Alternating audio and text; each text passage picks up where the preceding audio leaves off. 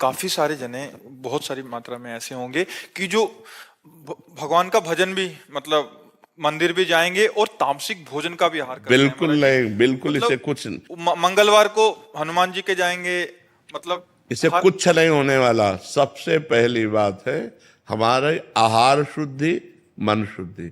देहाती भाषा में कहते हैं जैसा खाओ अन्न वैसा बने मन। देखो, अगर हम शास्त्र की आज्ञा का पालन नहीं करेंगे और मनमानी आचरण करेंगे तो नरक जाओगे। पहले आहार शुद्धि, मन शुद्धि। अगर जैसा खाओ अन्न वैसा बने मन। किसी भी प्राणी को दुख देना, हनुमान चालीसा का भी पाठ करते हैं। ये अपनी वासनाओं की, अपनी जिह्वा को थोड़ा रोको यार। शराब पीते हो, मांस खाते हो, अंडा खाते हो, इस तरह के व्यवहार करते हो और हनुमान जी और शंकर ये ऐसे प्रसन्न हो जाएंगे, ऐसे काम बन जाएगा? कुछ नहीं बन जाएगा। अवश्य में भोक्तव्यम कृतम कर्म शुभाशुभम। जो तुम कर्म करोगे तुम्हें भोगना पड़ेगा। चाहे मुर्गा हो चाहे बकरा हो, सब जीव अपने प्राण बचाना चाहते हैं। सब जीव, तुम उनको काट कर खाओगे वो भोगना पड़ेगा। राम जी के रूप में भगवान ने यदि बाली के चरण में बाण मारा तो भगवान श्री कृष्ण के चरण में व्याध के रूप में उसने बाण मारा। देखो ना, लीला देखो। भगवान ने अंतिम अपनी लीला जो श्री कृष्ण लीला है वो यहां संपन्न की कि भगवान के चरण में व्याध जो है बाण मार रहा है। अब आप विचार करो, जब वो सरकार समर्थ होते हुए भी अपने लीला का लीला दर्शन कराते हैं। श्रवण कुमार के वध का संयोग बन गया दशरथ जी के हाथ से, शब्द वेदी बाण मार दिया। तो देखो उनका जो कर्म था वो तड़प तड़प के अपने पुत्र भगवान राम के वियोग में प्राण त्यागना पड़ा कि नहीं पड़ा? भगवान उसको मिटा सकते थे लेकिन भगवान नहीं मिटाते। अवश्य में वो भोक्तव्यम गीता जी में कहा है। इसलिए हमारी प्रार्थना है कि तमोगुणी भोजन का त्याग करो, सात्विक भोजन और संयम से रहोगे तो तुम में जो बल आएगा वो एक महान पवित्र बल होगा।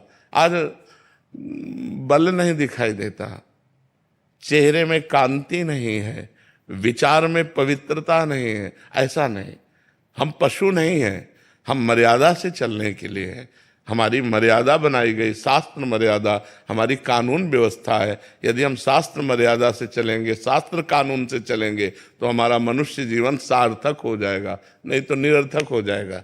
जैसे आजकल बच्चे कहते हैं हम स्वतंत्र हैं। नहीं, स्वतंत्रता नहीं। माता पिता की आज्ञा की परतंत्रता, शास्त्र की आज्ञा की परतंत्रता, गुरु की आज्ञा की परतंत्रता, कानून की परतंत्रता, अगर ये स्वीकार करोगे तो स्वतंत्र हो जाओगे। अगर मनमानी करोगे तो परतंत्र हो जाओगे। मनमानी स्वतंत्रता नहीं होती, मनमानी इंद्रियों की परतंत्रता होती। जो इंद्री कहती वही हम कहते हैं। आप अपने को स्वतंत्र समझते हैं इंद्रियों के गुलाम, मन के गुलाम, तो स्वतंत्रता कहाँ है? स्वतंत्रता तब होगी जब हमारी बात पुनः समझ ले। शास्त्र आज्ञा के अधीन चलोगे, गुरु के अधीन चलोगे, संतों की वाणी के अधीन चलोगे। भगवान शास्त्र और संतों के रूप में विराजमान है तो आप स्वतंत्र हो जाओगे, माया मुक्त हो जाओगे। तो आचरण और भोजन, ये दो का बहुत बड़ा योग है। अगर हमारा भोजन ठीक तो हमारे आचरण ठीक होंगे, हमारे आचरण ठीक तो हम भगवान को प्रसन्न कर सकते हैं। गंदा आचरण। अभी कल परसों एक प्रश्न आया था कि गांव देहात में महाराज जी क्या है कि छोटे छोटे देवी जी के मंदिर हैं और गांव में किसी के घर में बच्चा हो रहा है या शादी हो रही है तो महाराज जी बकरा लेके और फिर उसका वो करते हैं, बलि देते हैं। फिर महाराज जी फिर पूरे गांव वाले आते हैं, फिर पूरा मांस वो करते हैं। मंदिर भी जा रहे हैं महाराज जी, देवी की आराधना भी कर रहे हैं। ये सब ये भोजन, ये आसुरी वृत्ति है, इससे भगवत प्रसन्नता नहीं होती।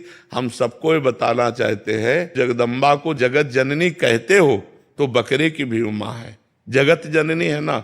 माँ अपने पुत्र की बलि से प्रसन्न कैसे हो सकती है?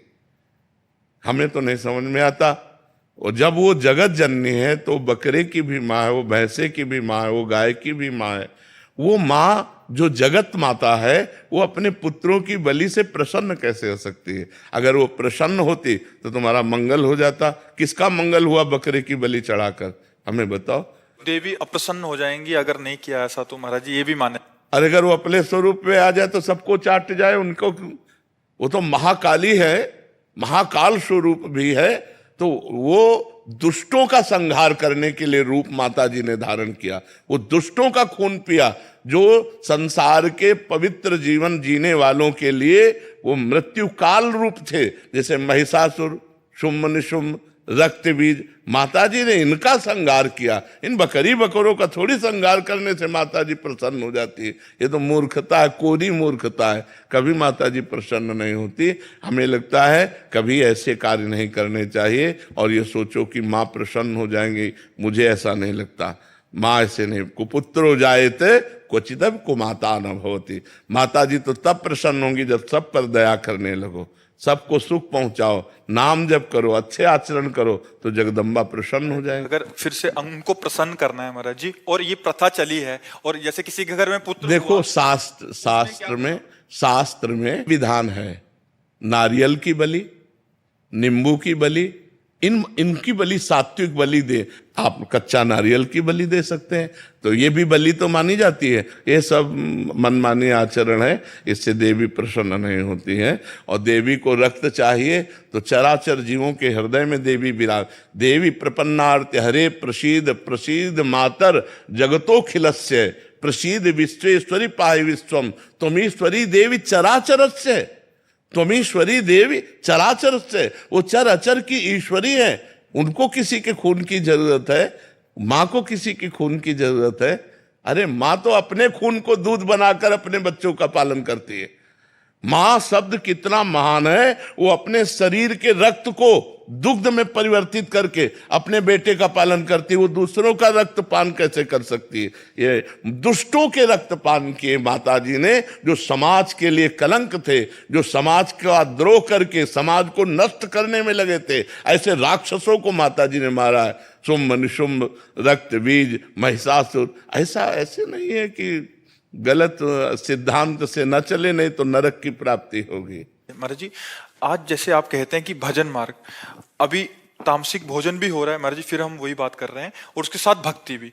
भक्ति का उद्देश्य है कि प्रभु का अगर हम पास जाएंगे या सोमवार को या मंगलवार को हम प्रभु के आगे हमारी आराधना कामनाओं करेंगे, की पूर्ति महाराज जी, अगर उद्देश्य भगवत प्राप्ति हो, फिर तो महाराज जी उस उद्देश्य ही पता नहीं है। हाँ, लेकिन हम कह रहे हैं कि अगर हमें कामना की भी पूर्ति चाहिए तो हमको गलत आचरण छोड़ने पड़ेंगे, क्योंकि हम जो कामना की पूर्ति चाहते हैं उसमें पाप आचरण बाधा पहुंचाएंगे। पाप का फल दुख है, पाप का फल विपत्ति है, पाप का फल संकट है। यदि आप मुर्गा मुर्गी खाते हो तो पाप कर रहे हो, और वो पाप आपकी कामनाओं को पूर्ण नहीं होने देगा। चाहे हनुमान जी के पास जाओ, चाहे राम जी के पास जाओ, जहां भी जाओगे जीवों की हिंसा करते हो, जीवों को दुख देते हो, गंदा आचरण करते हो, गंदा भोजन पाते हो, तो भगवान प्रसन्न नहीं होने वाले। और आप किसी मंदिर न जाओ, घर में पवित्र आचरण करो, पवित्र भोजन पाओ और नाम जप करो, तुम्हारे घर में भगवान आ जाएंगे।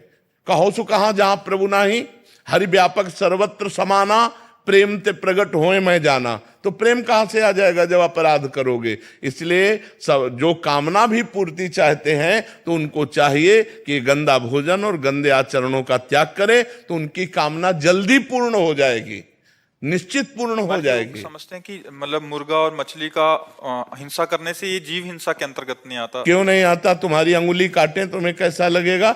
दर्द नहीं लगेगा? उन जीवों को देखो, एक चींटी के भी पीछे अंगुली लगा के देखो, ऐसे वो भाग रही है अपने प्राण रक्षा के लिए। क्या उनमें जीव नहीं है? क्या मुर्गा अपना प्राण बचाना नहीं चाहता?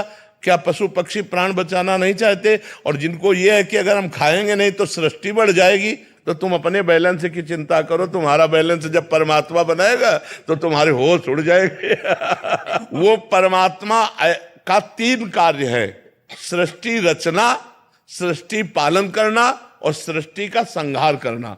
वो भी अपने आप में लय कर लेता है। वो प्रलयंकारी परमात्मा है, वो काल का भी काल है, वो महाकाल है। वो जिस समय जैसा चाहता है वैसा अपना बैलेंस बनाता रहता है। सृष्टि का बैलेंस बनाना उसका कार्य है, हमारा कार्य नहीं है। हमारा कार्य है उसकी आज्ञा के अनुसार चलना। हम मनुष्य, हम राक्षस नहीं है।